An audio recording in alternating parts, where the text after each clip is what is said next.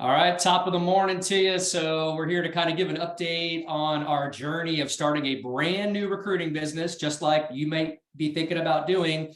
We started heading this docuseries of starting a fresh recruiting company from like square one in, I think, mid-December, Clarence timeframe, I guess. November, actually, early November. Early November. Okay. So I've been trying to give you guys the good, the bad, the ugly, everything you can expect with starting a recruiting business. Obviously not easy, but if you apply some strategic principles and strategies and stay consistent with it, you will get results like we have shown on this channel. So we closed another retained search this morning, woke up to a contract signed for $25,000. We'll go ahead and bill for a third of that today and collect a portion of that. That's awesome and exciting. And so Clarence said to me this morning, you know what, Russ, I'm going to keep this train moving. If I can do 2 or 3 of these, I can do 100 of these. And he has decided to make 150 cold calls today. That's right, cold calls. Guys, cold calling is not dead. All right, so it's just one thing that we do within our biz dev outreach strategies. I would say most people do not do this for the fear of making phone calls, just the sheer discipline it takes to make 100+ phone calls a day. It's a dying breed. But I got some good news. I want to share it with you on what Clarence did this morning. He's on cold call number 7 so far. He made 1, and we already have a meeting set up for 3 o'clock today from this cold call. So 1 out of 7 yielded a meeting. But Clarence, share with everyone how you framed this cold call, because I thought it was incredible. No, thank you so much, Russ. And I will preface this also by saying, one of the things recently I really started to think, and I said, everyone is saying that cold call is no more. Hey, I don't do cold call. It doesn't work, or it doesn't. And I started to think, I said, if nobody's doing it, that means there's a whole lot less noise on that side.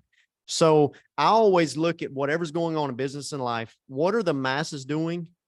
And if they're zigging, I want to zag. I want to do something different. And so a good friend of mine has an expression, pardon my French, but he says the masses are asses. So look what everyone else is doing and do the opposite. And many times you will find success. And so started to kick off the cold calls. And I said, hey, obviously, now first I said, I want to actually go to the CEO, president of companies, smaller companies. If it's hundreds of people in a company, I may go down a few notches. But I said, hey, I'd rather go to the top person and have them delegate versus go in and perhaps that not be a decision maker. So I aimed for the president of this particular company.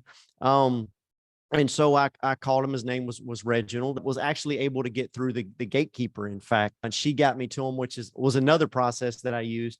But I got to Reginald, and he said, "Hey, good morning, it's Reginald." And I said, I started it off by the introduction, which I said my name, and that's how we're doing. Some people will say against that. I like to do it because I find it to be polite. That's me. I said, "Hey, good morning, Reginald. This is Clarence Thomas with Connect Gen. How you doing?" Or, we're actually upbeat. How you doing? I'm good. I'm okay. And I said, hey, Reggie, listen, I said, I know you run a business. You're an extremely busy man. I very much value your time. If I can get about 55 seconds flat, I can tell you why I'm calling. And you can either tell me if it's worthy of further conversation, or you can tell me to bug off and I'll be out of your hair forever. He said, shoot, he said, I like that. Go with it. He said, roll with it. And so what I framed it was, and I did I don't like scripts per se, but I do like to make bullets of what I'm going to say so that I'm on track. So there's a framework. So now what I did within this, and I didn't time exactly 55 seconds. I just didn't want to sound like everyone else and say 1 minute. So I said 55 seconds. I framed it with 4 very simple parts: hook, story, facts, and call to action, right? And so I will go over in a second, but the hook is just that, hey, this is what we specialize in, bam, out the gate. The story is something incredible that we've recently done. I back it up with some additional facts, because when you're dealing with business to business, people need to be able to support their decision logically, and it needs to hit them emotionally. So you need the story and the facts, and then a call to action. Hey, how would you want to proceed? And so I'll give you the elevator pitch that I gave that you could maybe tailor to your business. Drum roll. Let's hear this. So I said, again, Reginald, as I said, my name is Clarence Thomas, exactly like the Supreme Court Justice. So I throw in a joke because of my name. So let me start again.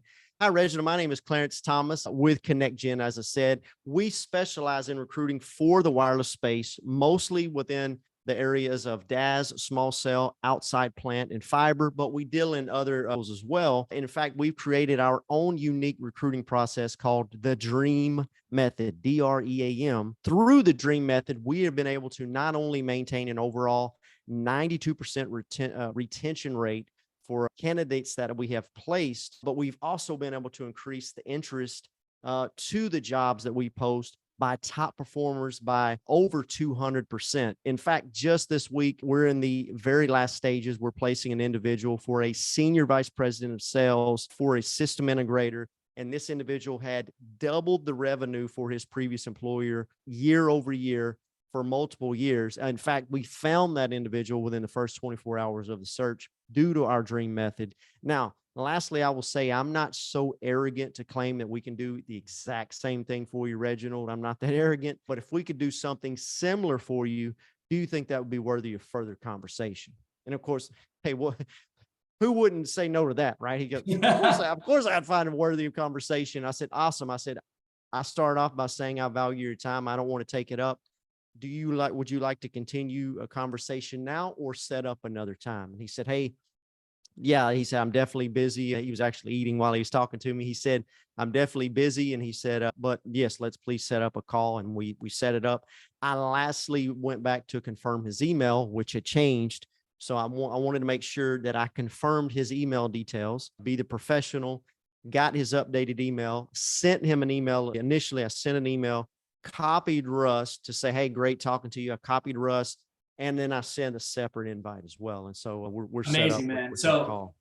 I tell you, Clarence, that's different than any cold call that I've done in my 27 years of being in recruiting. I mean, some of the framework's a little bit similar to how I would kind of, bullet point or structure my calls. Again, I look at my cold calling like a golf swing. I try to keep it simple. There's 3 things that I really think about and then hit those areas. But I love that you said in the beginning, hey, can you give me 55 seconds? Just sounds different. I've never heard that before, but it just kind of like loosens it up a little bit, almost like laughable, So that was really cool that you did that, in my opinion, I thought. And then, to say you're not as arrogant, to think you do the same thing for him, I thought was genius. Great way to articulate yourself, very humble. And, some people might differ with your strategy of not going right into it right there. If he was ready to talk to you versus giving him the option to talk with you later today.